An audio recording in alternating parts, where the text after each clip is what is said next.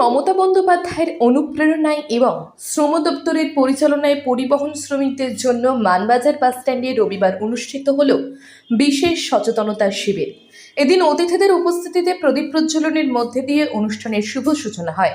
উপস্থিত অতিথিদের বরণ করে নেওয়া হয়। এদিনের শিবিরে উপস্থিত ছিলেন joint labour commissioner Kingshuk Sinha, deputy labour commissioner Amiya Das, assistant labour commissioner Soumen Majumdar, Manbazar এক পঞ্চায়েত সমিতির সভাপতি সবিতা মোদী, সহকারী সভাপতি দিলীপ পাত্র, পুরুলিয়া জেলা পরিষদের সদস্যা প্রতিমা বাউরি, মানবাজার 1 নম্বর ব্লক তৃণমূল কংগ্রেস সভাপতি অপূর্ব সিংহ, তৃণমূল শ্রমিক সংগঠনের ব্লক সভাপতি ধনঞ্জয় বাউরি সহ আধিকারিকগণ ও বিশিষ্টজনেরা।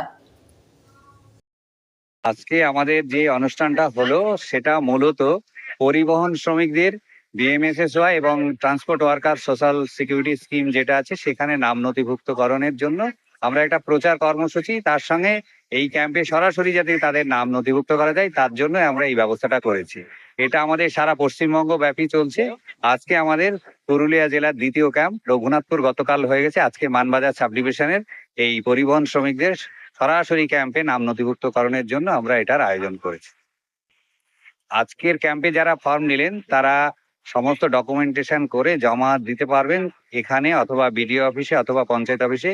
এছাড়াও আমাদের সোম থেকে শুক্র প্রত্যেক দিন আমাদের বিডিও অফিসে অথবা পঞ্চায়েত অফিসে যে কোনো জায়গায় ফর্ম পাবেন। তাছাড়াও এই ফর্ম আমাদের জেরক্স করেও নিতে পারেন এবং অনলাইনে সরাসরি ডাউনলোড করেও নেওয়া যেতে পারে। আপনার পরিচয়? আমি অ্যাসিস্ট্যান্ট লেবার কমিশনার, পুরুলিয়া সদর ওয়েস্ট এবং অ্যাডিশনাল চার্জ পুরুলিয়া সদর ইস্ট। আপনার নাম? সৌমেন মজুমদার। মানবাজার থেকে অমরেশ দত্তের রিপোর্ট, সংবাদ বাংলা 24x7।